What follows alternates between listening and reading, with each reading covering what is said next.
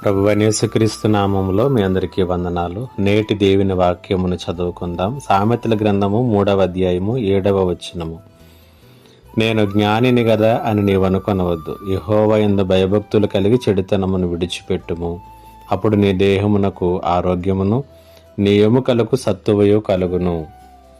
వేగము కన్నా ప్రాణము మిన్న అనేటువంటి స్లోగన్స్ ఈ మధ్యకాలంలో అతివేగముతో ప్రమాదాలకు గురై ప్రాణాలు కోల్పోతున్నటువంటి సందర్భంలో మనకి రహదారుల మధ్యలో కనిపిస్తూ ఉన్నాయి.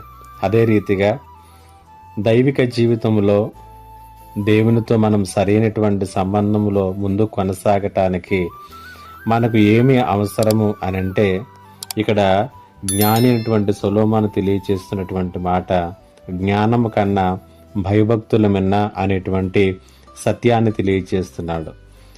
సొలొమోను అంటున్నాడు, నేను జ్ఞానిని గదా అని నీవు అనుకొనవద్దు. యెహోవా యందు భయభక్తులు కలిగి చెడుతనమును విడిచిపెట్టము అంటూ ఉన్నాడు. పాపమును చెడును ఈ లోకములో జయించటానికి జ్ఞానము కన్నా భయభక్తులు అనేటువంటివే చాలా ప్రాముఖ్యమైనటువంటివి. జ్ఞానము పాపమును చెడును జయించలేదు. జ్ఞానము ద్వారా దానిని ఎప్పటికీ కూడా అసహించుకోలేము. అయితే జ్ఞానముతో కంటే కూడా భయభక్తులతో జీవించమని ఇక్కడ గొప్ప జ్ఞానవంతుడైనటువంటి సొలొమోను చెబుతున్నాడు. ఎందుకంటే దేవుని యందు భయభక్తులు మనం కలిగి ఉన్నప్పుడు పాపాన్ని విడిచిపెట్టగలం, చెడును అసహించుకోగలం.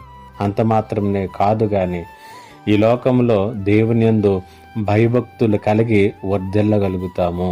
కాబట్టి ఈ మాటలు వింటున్నటువంటి నీ జీవితంలో లోకాన్ని ప్రక్కకు పెట్టడంలో, చెడును అసహించుకోవటంలో, అలాగనే పాపమును తృణీకరించటంలో నీవు ఏ స్థితిలో ఉన్నావు, ఏ స్థాయిలో ఉన్నావు అనేటువంటిది మనము ఆలోచన చేసుకోవటం అనేటువంటిది చాలా మంచిది.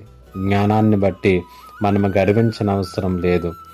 నీ జ్ఞానము నిజమైనటువంటి దేవుణ్ణి గుర్తించగలిగేలా చేసేటటువంటిది నీవు దేవుని యందు కలిగి ఉన్నటువంటి భయభక్తులు మాత్రమే. అట్టి భయభక్తులలోనికి పరిశుద్ధాత్మ దేవుడు మనలందరినీ నడిపించునుగాక.